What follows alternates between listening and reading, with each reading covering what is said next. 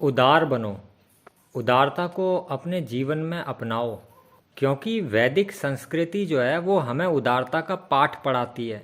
वैदिक संस्कृति में दूसरों के प्रति सदा उदारता का भाव रहा है। वैदिक संस्कृति का आदर्श है अयम निजः परो वेति गणनः लघु चेतसाम उदार चरितानाम तू वसुधैव कुटुंबकम।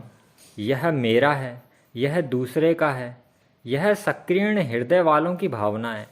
उदार चित्त वाले तो सारे संसार को अपना ही कुटुंब समझते हैं, अपना ही परिवार समझते हैं।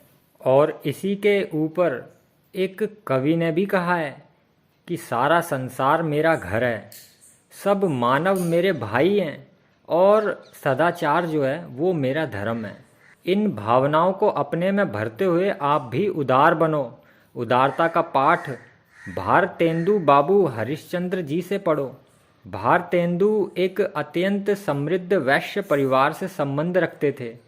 एक बार ऐसी परिस्थिति आई कि उनके पास लिफाफों पर टिकट लगाने के लिए भी पैसे नहीं बचे, और जो पत्र आते थे उनका उत्तर सदा लिफाफे में रख लेते वो, और पता लिखकर मेज पर रख जाते। एक दिन एक मित्र मिलने उनसे आया तो सारी परिस्थिति को भांप गया। उसने नौकर को 5 रुपए देकर टिकट मंगवाए और अपने हाथ से टिकट लगाकर पत्रों को जो है पोस्ट ऑफिस में डलवा दिया। इस घटना के पश्चात जब भी वे मित्र भारतेंदु जी के यहाँ आते तो वे उनकी जेब में 5 रुपए का नोट जबरदस्ती डालकर चले जाते।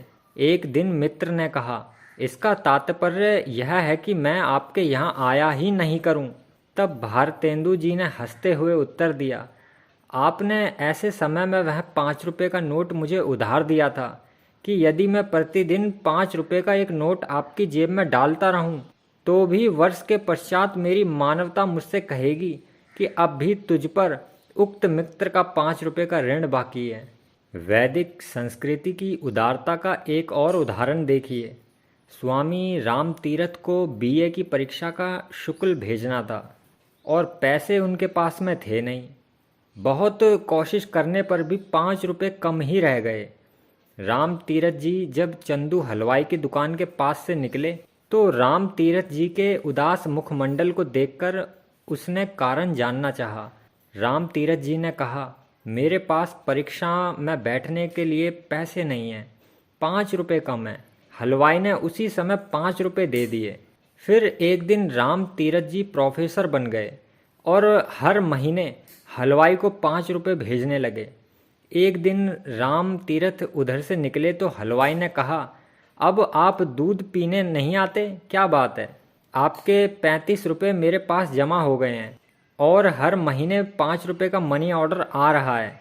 राम तीरथ जी ने कहा, यह सब तो उस 5 रुपए के बदले में है जो कभी आपने मुझे उधार दिए थे।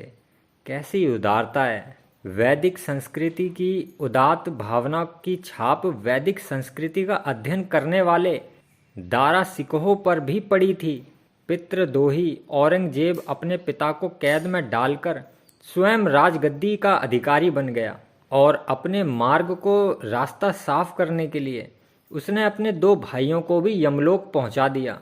राज्य के वास्तविक अधिकारी दारा को बंदी बनाकर उसे एक बूढ़ी हथनी की नंगी पीठ पर बैठाकर दिल्ली के प्रसिद्ध बाजारों में घुमाने की आज्ञा दी गई। दोपहर के समय चिलचिलाती धूप, हथनी की नंगी पीठ, कैदी का वेश और प्रजा के भारी समूह में से निकलना दारा को सहस्त्रों भालों की चोट से भी बहुत ही ज़्यादा कठिन लग रहा था। वेदना हो रही थी उसे। वह दृष्टि नीचे किए हुए बैठा रहा। भूलकर भी उसने आंख ऊपर उठाकर नहीं देखा। सहसा उसके कानों में एक आवाज़ आई, दारा, तू जब भी निकलता था तब दान करता हुआ और धन लुटाता हुआ निकलता था। आज तुझे क्या हो गया? क्या आज हम तेरी कृपा से वंचित ही रह जाएंगे? दारा ने जब नजरें उठाई तो देखा कि एक पागल फकीर ये सारी बातें कह रहा था। दारा ने अपने कंधे पर पड़ा दुपट्टा उसकी ओर फेंक कर फिर दोबारा नज़र नीचे कर ली। फकीर जो था वह दारा जिंदाबाद के नारे लगाने लग गया। प्रजा जो थी वह दारा की इस उदारता पर साधुवाद देने लगी। इसलिए आप भी उदारता पूर्वक अपने साथियों की सहायता करो जो गिरे हुए हैं उन्हें उदारता पूर्वक गले लगाओ, जो दीनहीन हैं उन्हें धैर्य और आश्वासन दो, जो दुखी हैं उन्हें संवेदनाएं दो, जिन्हें आपकी सेवा की आवश्यकता हो उनकी सेवा करो। महारानी एलिजाबेथ के समय में जेटफेन में स्पेनिश लोगों के साथ जो युद्ध हुआ उसमें प्रसिद्ध वीर सर फिलिप सिडनी घायल होकर रणभूमि में गिर पड़ा। उस समय वह अत्यंत प्यासा था। उसे प्यासा जानकर एक सिपाही ने जल का प्याला उसके सामने रख दिया।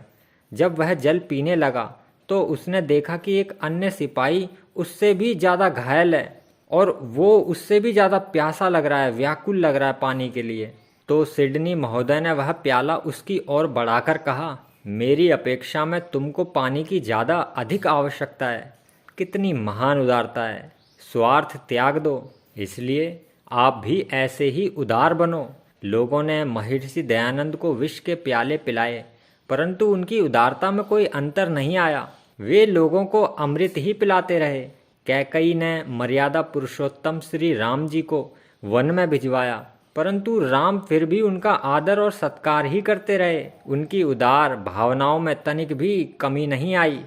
आप भी वैदिक संस्कृति के इस गुण को अपने जीवन में धारण करो और उदार बनो। ओम नमः शिवाय।